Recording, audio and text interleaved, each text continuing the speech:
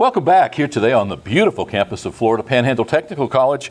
School is getting ready to go back into session this week. As a matter of fact, teachers and instructors making preparations for what will be a joyous day, I'm sure, for most parents as those kids return to school. Here today in another of our series of what's going on in the community, here with Susie Sewell and Tim Lanham, both from Live Oak Baptist Church in Vernon, Florida. When we come back, we're going to talk to Susie and Tim about their upcoming Back to School Bash, 4th annual this year. Just a great opportunity for the community to get out, see all of the services, all of the opportunities to get engaged in community service projects. More importantly, this is an opportunity, if you have children returning to school, for them to pick up some of the much needed school supplies. There's going to be everything under the sun, and we're going to talk about that when we come back. But it's an amazing event to behold. In spite of it not being a political cycle, we hope to see a lot of our politicians out there. You know, we encourage these politicians to be involved even in off years. So often they only do advertising or get involved or give to these charities when they're running for office. Shame on you. If you're in public office, if you ran last year, and even if you didn't get elected, you should still participate. People notice, they pay attention. We'll be right back.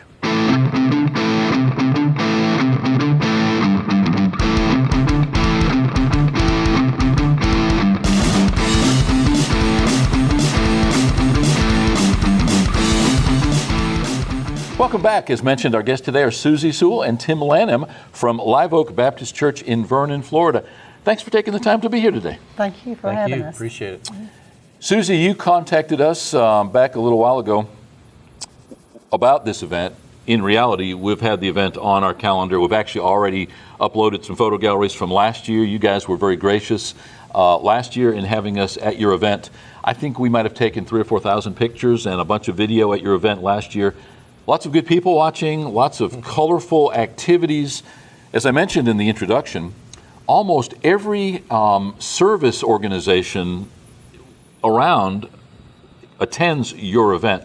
Let's start at the beginning. What's the actual date and time for this year's event? Our date is going to be August the 12th. What day of the week is that? On Saturday. Okay. And it's going to be from 10 to 1. Okay. And we're asking vendors to come and set up at 8 o'clock so we can move the cars off of the parking area so that safety will be priority that day. Yeah. What was the inception of this idea? Whose brainchild was that? Well, it's actually a spiritual evolved event, and our church just hosts the event. Because our main goal is to reach people through salvation. We want them to know about Jesus. That's the main goal. And then everything that comes after that through our community partners and vendors will be helpful to our children going back to school. And also to the parents and guardians that have to supplement these items, that's needed for school. And really, Paul, it started... this will be the 4th year, so just over 4 years ago, I was at an evangelism conference and left the conference kind of brokenhearted because our church, like a lot of other churches, we're a small church excuse. And so we began to pray about how we could have an impact on our community because whether we like it or not, at our end of the county, a lot of those folks either cannot or will not come to Chipley to the Back to School Bash, and so they miss out on a lot of those things there. So as we prayed about it, it was just kind of laid on Susie's heart that we move an event very similar to that in size and scale, although we add quite a bit to it from the spiritual sense of sharing the gospel and passing out Bibles and praying with folks, but also the giving away of food from the food truck and the clothes as well. So that was really where that came from. And so when you looked at it from the, logical standpoint, why would a church this small try to put on an event that big when the hospital uses paid employees, and that's what they do for a living for part of the year? And we don't have that at the church. It's a volunteer organization. But we just felt that God was in that to move to make a positive impact in our end of the county for the folks in, a lot of them financially can't make it up there, financially struggle to get through the school year. This is a way that we can help with those physical needs as well as meet spiritual needs. Yeah, in the pre-show in our discussion, I asked you if this was your 10th annual, and actually what I was remembering was Northwest Florida Community Hospital's event this year celebrated 10 years.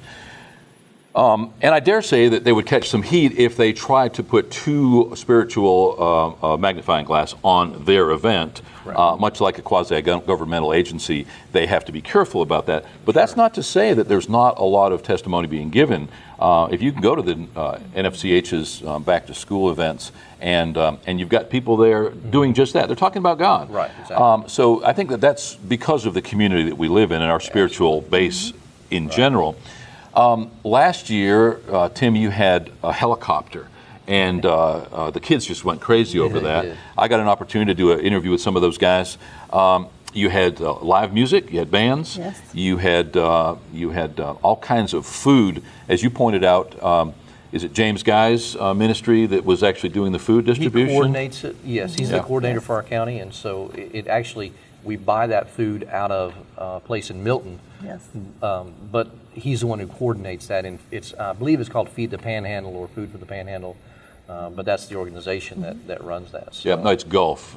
It's Feeding the Gulf Coast. Yes. You're correct. Yeah, Feeding the Gulf Coast. They actually were on the show here not too long ago. They were our guests at Kiwanis and talked about their program. That USDA program sort of crumbled there, and James and several other people sort of got together to try to make sure that continued to go on. Right. It's amazing, and we're not ignoring you, but No, before we fine. get off this subject, we've had people on talking about the backpack program. And I get what missions are all about, what foreign missions are all about. Our church, Shallow Baptist Church, obviously participates very strongly. But at the end of the day, I still can't ever help but ask, why are we spending all this money to physically go and spend money elsewhere when we have people in our own backyard going hungry? Just recently, it was pointed out to me that if enough hasn't been done to re-educate people by now, it probably can't be done. So there are some people you can't help, literally.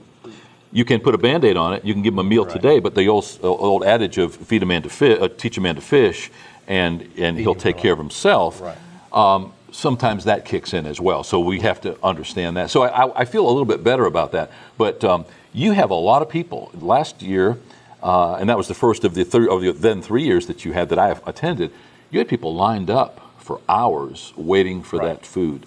It's a non-invasive, non-threatening process. Nobody gets turned away. Correct. James Guy's been on the show talking about it, and he's been asked, what do you do about those people who are really not needy and don't deserve it? He said, hey, at the risk of feeding 100 people who don't deserve it, that 1,000 people is much more important. That's right. Correct. So that's very cool. Now, you had a military-style tent out there. Do you own that, or where'd that come from? We did not.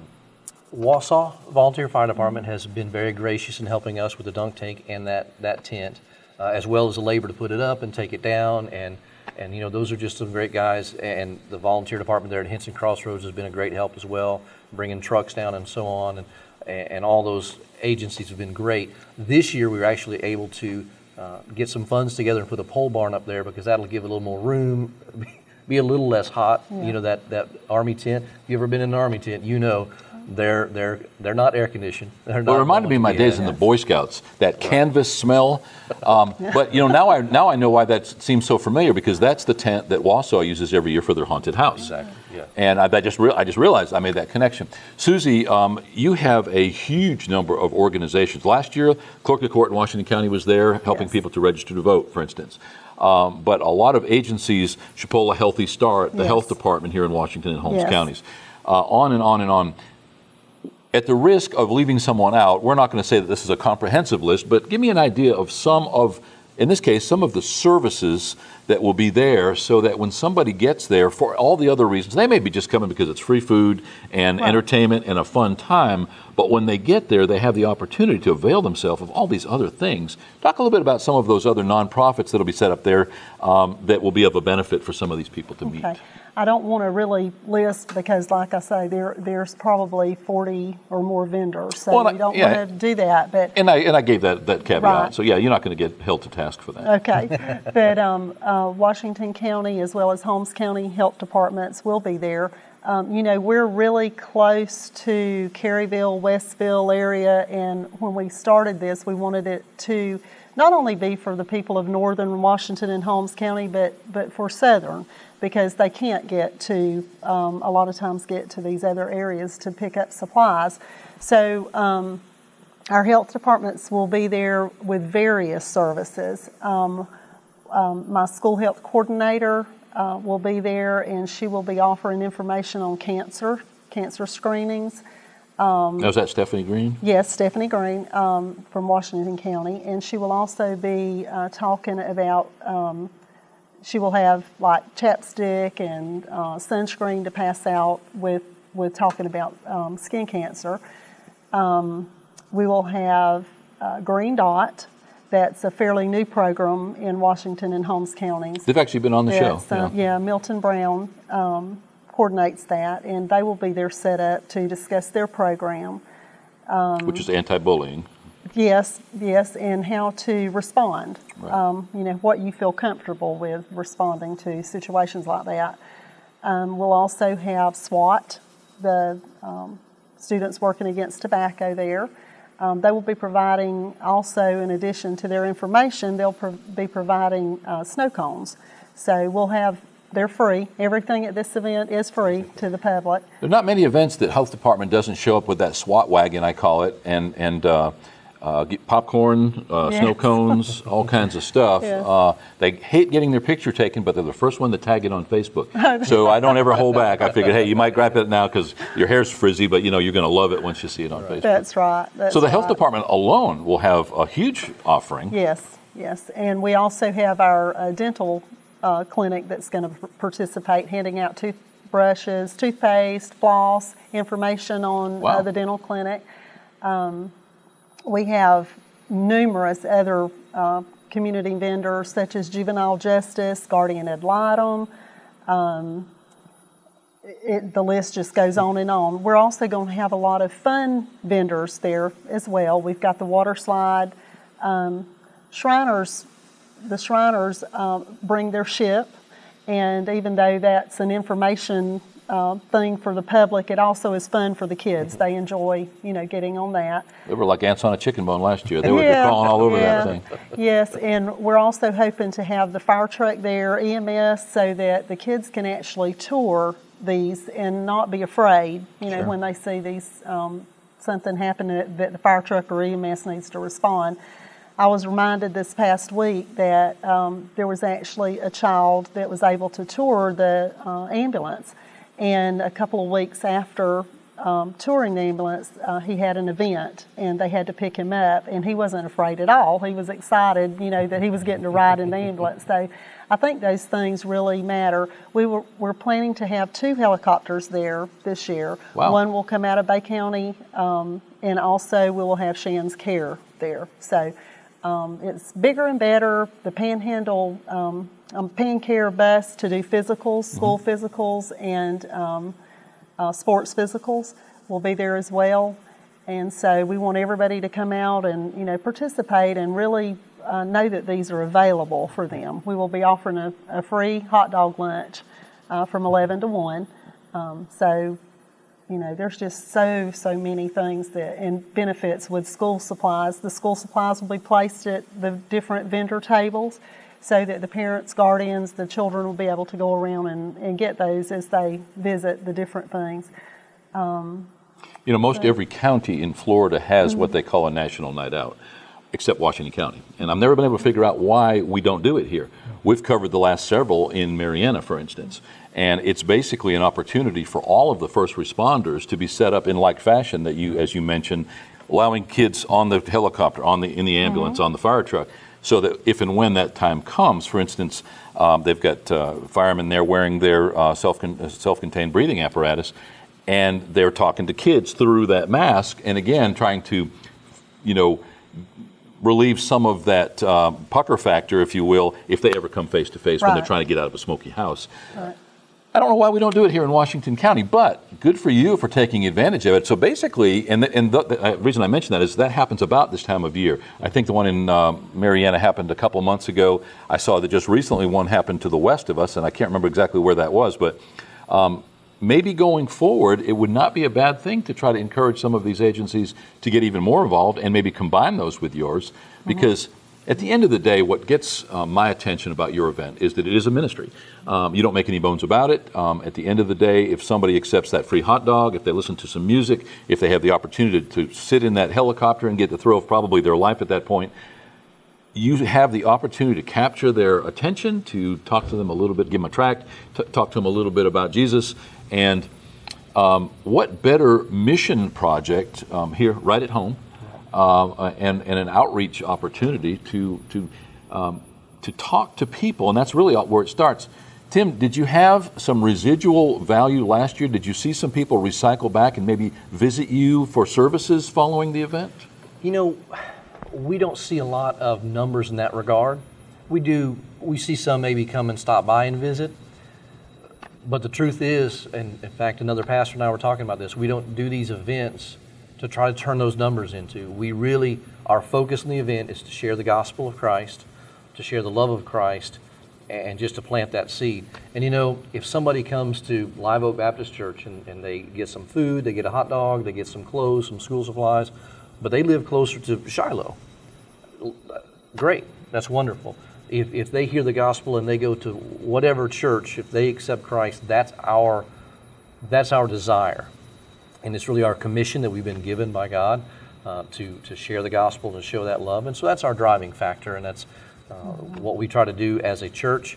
It's not about numbers, it's not about budgets, it's just about the mission, the commission we've been given by Christ to be sharing the gospel. So would we love to see some? Sure. But whether they come to our church or somewhere else, our goal is just sharing the gospel, as well as relieving some of the needs they have physically, ultimately spiritually. So, sure. Yeah. I was just curious if you had some metric or some way to measure response or overall benefit. You know, more and more, especially elementary school teachers, are required to provide their own in-class materials. Our youngest daughter is a teacher in a Christian school in Mobile, and this week she's getting ready for school, and she's got 3 kids of her own, all in that same school. That's the benefit of teaching in a Christian school. You get a reduced rate or sometimes even free. But huge budget item there for these teachers. These teachers aren't overpaid to start with, to say the least, and then on top of that, they have to spend thousands, literally, of dollars. There was an interview I did the other day with a teacher, and she said she spent, conservatively speaking, $2,000 every year just to get ready for that school year, and then there was considerably more as time went on, especially if there were special projects. The ability for you to put a ruled notebook or pencils and pens or crayons or markers, even backpacks. You know, the DOT, when they've in the past participated at Northwest Florida Community Hospital, they've given away bicycle helmets and really nice backpacks. A backpack, I would dare say, probably one of the higher end items that will be available at these back to school events. It's tough to put a price tag on these things if that child would simply never have one. He would just go without. So it's not a case of saving them money. It's a case of providing it at all, because he would never have that opportunity of having some of those higher end or one of those nicer backpacks. And you know, all these, it's a competitive thing. These kids get into school and everybody likes to see that you've got a cool piece of stuff.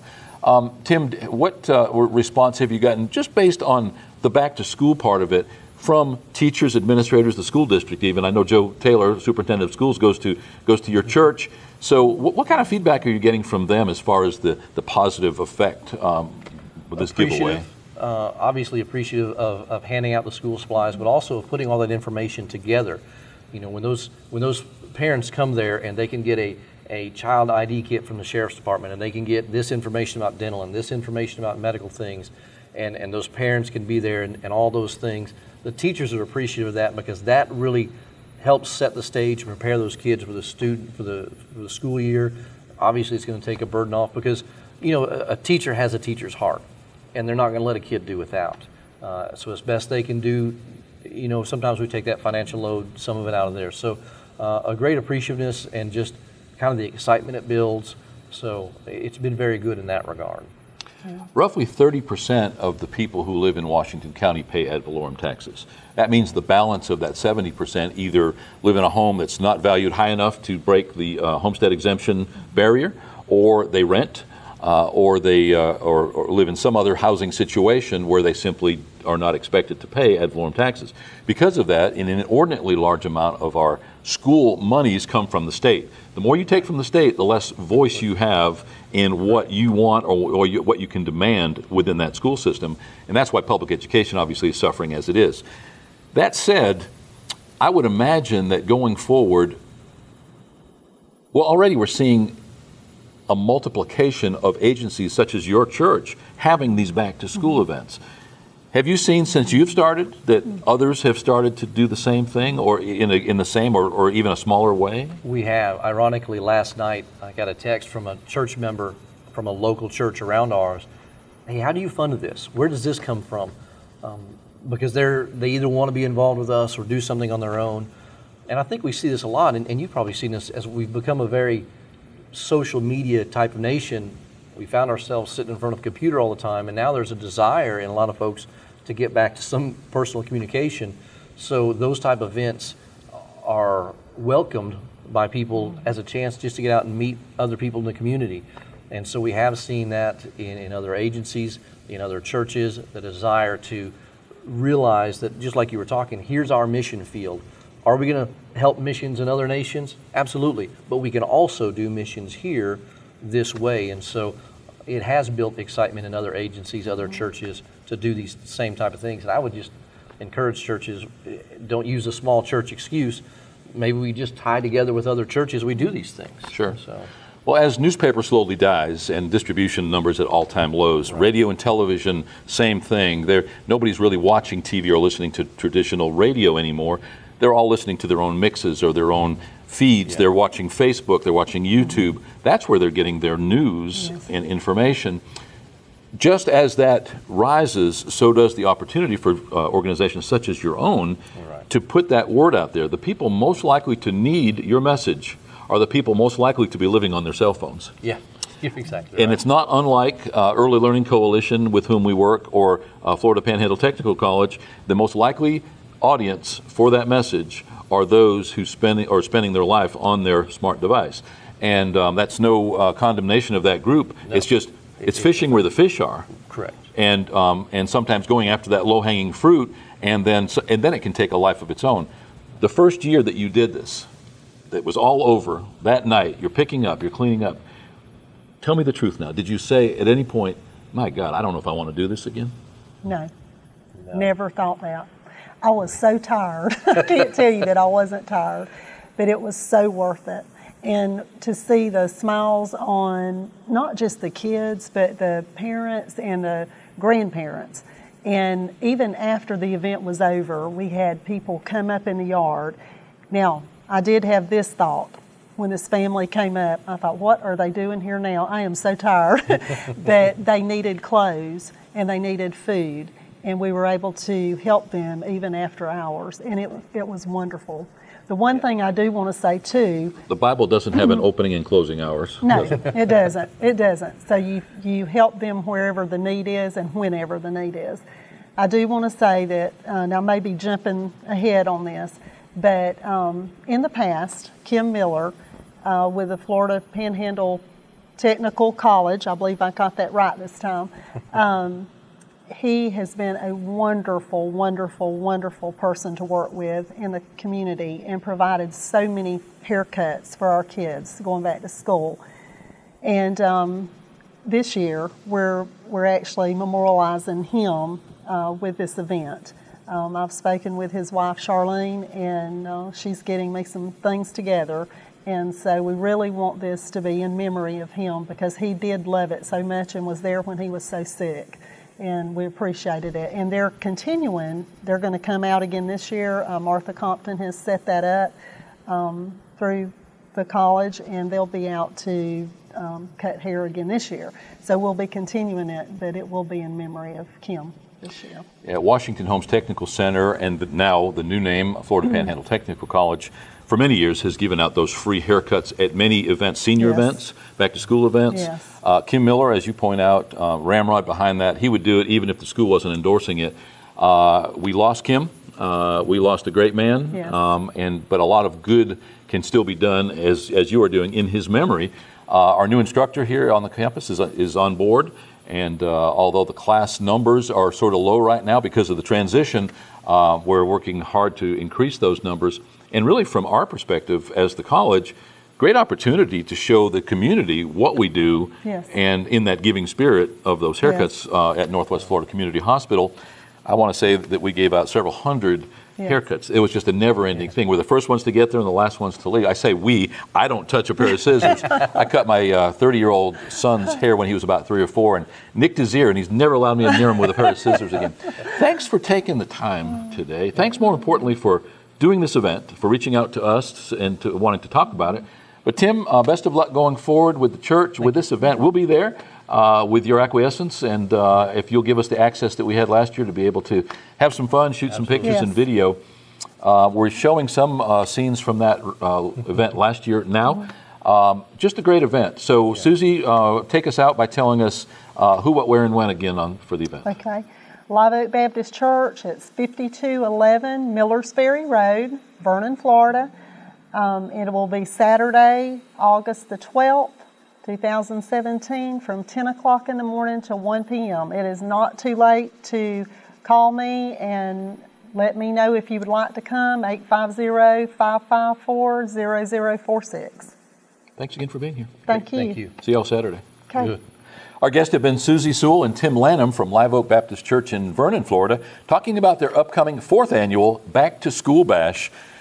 Whew, what more can you say? This is grab a rope and hang on. I'll tell you what, you've got to experience one of these to know what we're talking about. And if you ever experience one, you know that there's simply nothing else I can say to wrap us up. So with that, I'll say we'll be right back.